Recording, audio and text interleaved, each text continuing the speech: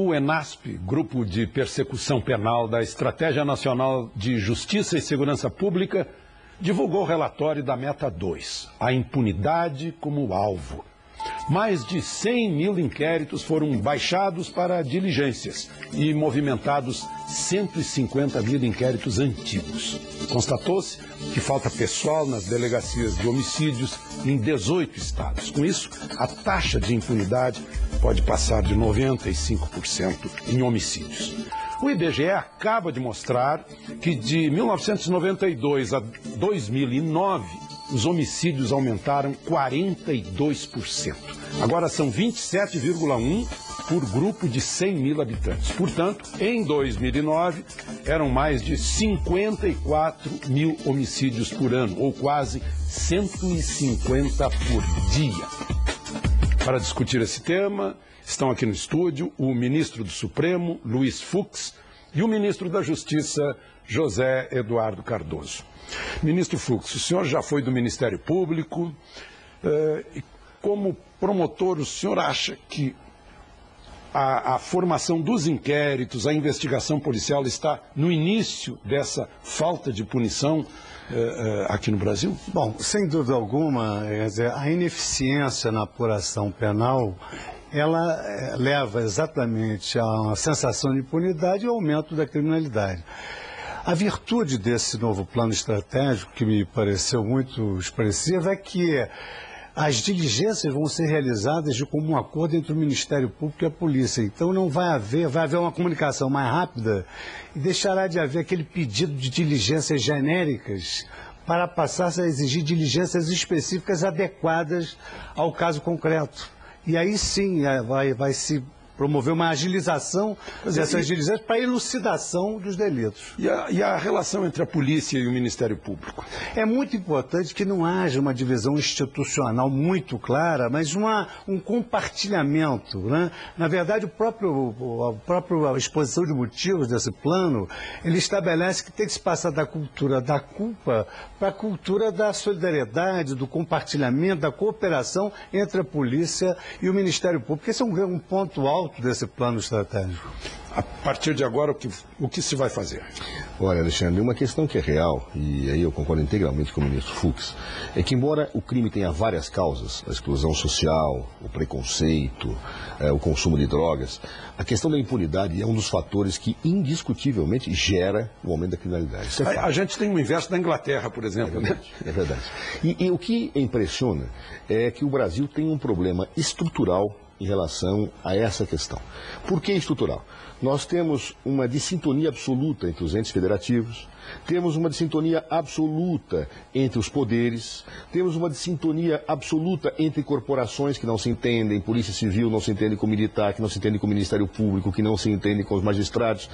Ou seja, é um problema estrutural, agravado por uma questão até política. É o Estado, né, como ente que não se entende, que não deveria se entender. E o componente político atrapalha. Essa situação da Estratégia Nacional de Segurança Pública, este relatório feito por todos os poderes do Estado, por todos os segmentos, dá um passo adiante. Ou seja, nós estamos iniciando a pactar uma saída para o problema da violência no país. Ministro, agora a sua experiência como ministro do Tribunal Superior de Justiça, né? Onde chegam esses processos em nível final, né? Como é que o senhor vê os processos que lá chegam? Bom, esse apartheid entre a polícia e o Ministério Público faz com que os processos cheguem ao juízo, que é equidistante, é neutro, tendo que apreciar o fato de acordo com o que consta dos autos. O juiz não pode ser ao mesmo tempo juiz e órgão acusador.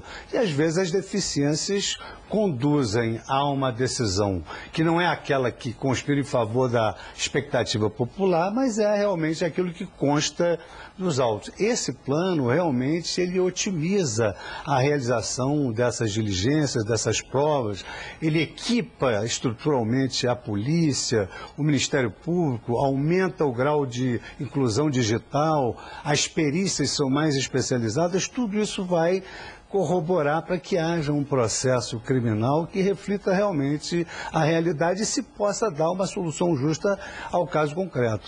Esse levantamento que foi divulgado, ministro, mostra que Alagoas tem 2 delegados por cada 100 mil habitantes. E, em compensação, Alagoas, ou em decorrência, é campeã de homicídios no Brasil. É verdade.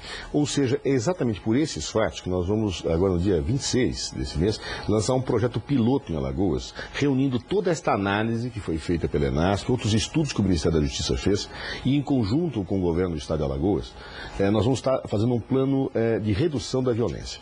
Nós vamos pegar as boas práticas que ocorreram no país. Nós tivemos boas práticas em Pernambuco, tivemos boas práticas em Minas Gerais, em São Paulo, no Rio Grande do Sul. Vamos pegar essas boas práticas e vamos tentar trabalhar um projeto piloto, onde o governo federal entra com recursos, onde o governo estadual entra com parceria, e a ideia é exatamente melhorar a gestão da segurança, ter planejamento, ter inserções estruturais no plano da perícia, em síntese, dar uma forma acompanhada com indicadores de que o dinheiro público da segurança pública está sendo bem aplicado. Se nós conseguirmos isso, Alexandre, acho que nós estamos dando um marco, porque não é um projeto do Ministério da Justiça nem do governo do Estado de Alagoas. É um projeto do Estado brasileiro, onde o Judiciário entra, onde o Ministério Público entra, onde todos nós juntos, superando inclusive contradições políticas, vamos tentar reduzir a criminalidade, reduzir o nível de homicídios. Lá em Alagoas, ministro, existe uma vara para tratar especificamente de organizações criminosas.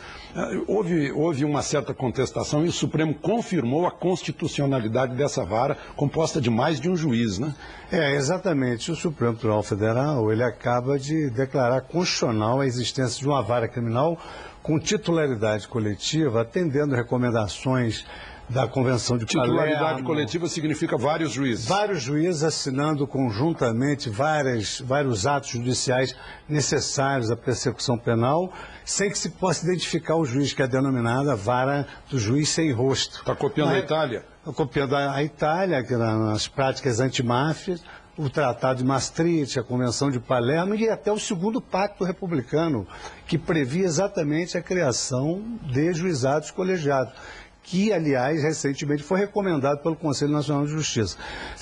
É uma vara especializada para combater as organizações criminosas que praticam crimes de tráfico de drogas, tráficos de animais, tráficos de mulheres, de crianças, de órgãos humanos, crimes de ameaça, organizações criminosas que têm braços dentro da administração. Grandes conspirações para o crime.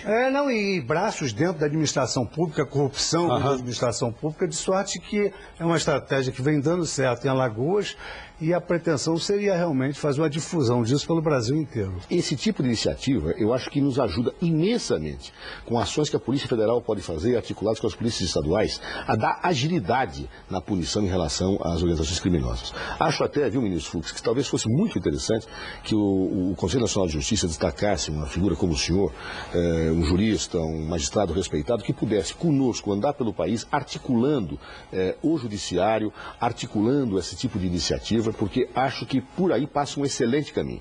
Porque não adianta nada eu ter boa perícia, não adianta nada eu ter uma investigação criminal, com escutas, com tudo, e de repente eu parar o processo na justiça. Ou seja, eu tenho que estar com tudo isso articulado. Quer dizer, se por um lado o executivo vai buscar aparelhar melhor as polícias, o judiciário em conjunto conosco poderia, como vem fazendo já, mas intensificando isso, assumir... Só para lembrar um caso recente, houve uma grande frustração nacional quando um juiz disse que as escutas telefônicas do Carlinhos Cachoeira não valem, né? Eu emiti a opinião achando que elas valem e acho que, é claro, o Estado de Direito tem que ser garantido, né? Mas nós também não podemos trocar a substância dos fatos por situações formais que não interferem em si com prerrogativas e direitos. Então, acho que esse equilíbrio é importante. Houve agora a decisão de que valem, espero que as instâncias superiores confirmem. Uma questão que eu quero observar, Alexandre, que eu acho que nós demos um passo nos últimos dias, e o passo foi do Congresso Nacional, que é dos mais relevantes que nós podemos ter na segurança pública. Embora o ministro Fux, como ministro, vai ver, porque ele tem cargo vitalício, mas eu não vou ver como ministro, porque não tenho vitalicidade no meu cargo. Lá do e os efeitos, os efeitos darão, acho, daqui a alguns anos. Mas é o seguinte, um grande problema que nós temos em segurança pública, Alexandre, é o fato de nós não termos informação precisa sobre os crimes. Ou seja, nós temos subnotificações, Nós temos padrões metodológicos diferentes para, em cada estado, avaliar a criminalidade. Exemplo, em alguns estados, se uma pessoa está caída na rua, sem arma na mão, com um tiro na cabeça, isso é catalogado como homicídio. Em outros estados, como encontro de cadáver. E se há um policial que, em tese, teria atirado, não é homicídio em alguns estados, é resistência seguida de morte. Então, essa diferença de metodológica, essa não registro de delitos, leva a uma distorção nos dados de segurança que não me permitem focar ações. Se eu não sei onde acontece o crime, como é que eu desenvolvo uma ação planejada para debelar sua causa? Aqui no chamado entorno de Brasília, a gente nota isso. A diferença entre a PM do Distrito Federal e a PM de Goiás. Olha, então Alexandre, qual é o problema? A ponto chega isso, que o mapa da violência do Ministério da Justiça é elaborado com dados do sistema SUS, que são dados relevantíssimos para a saúde, mas não são precisos para a segurança. Então, o que nós fizemos? Nós encaminhamos um projeto de lei para o Congresso Nacional, que cria o Sistema Nacional de Informação, Estatística e Segurança Pública. E o Congresso Nacional, em tempo agilíssimo, né, e aí eu agradeço, tanto o Senado como a Câmara, aprovou o Sinesp, que em poucos meses estará começando a funcionar. Qual é a lógica? Os estados passam a ser obrigados a encaminhar informações de delitos aos estados, à União, perdão. E se não encaminharem, não recebem verba de segurança pública do governo federal. Tem um aspecto aqui essa é a lógica. Que é muito interessante, que o ministro Zé Dados está, digamos assim, abordando sobre o ângulo da padronização. Porque para ter dados é preciso que haja uma padronização. Claro. Então, nesse plano estratégico, há uma ideia fabulosa, que é a criação da Polícia Judiciária Nacional com as suas regionalizações, ou seja, haverá um modo uniforme de atuação pela Polícia Judiciária Nacional. Isso não bate com a Polícia Federal? De forma alguma, haverá. Mas deve haver, digamos assim, uma sintonia entre todas as polícias. O objetivo é único. Antes de começar o programa, comentando com o ministro Fux, que eu fiquei boquiaberto, espero que a notícia até esteja errada, um episódio no Paraná, em que um caminhão levando droga escondida dentro da madeira, bateu numa van, e os índios foram lá e recolheram a madeira e levaram para a aldeia. Aí os agentes da Polícia Rodoviária Federal foram lá e fizeram uma negociação com os índios. Levaram a droga e deixaram a madeira. Aí eu disse, meu Deus, num país em que há o império da lei, só quem pode fazer isso é o juiz. Confiscar a madeira e depois distribuir para alguém. Mas eu gostaria que o senhor respondesse isso depois do nosso intervalo comercial. A gente já volta.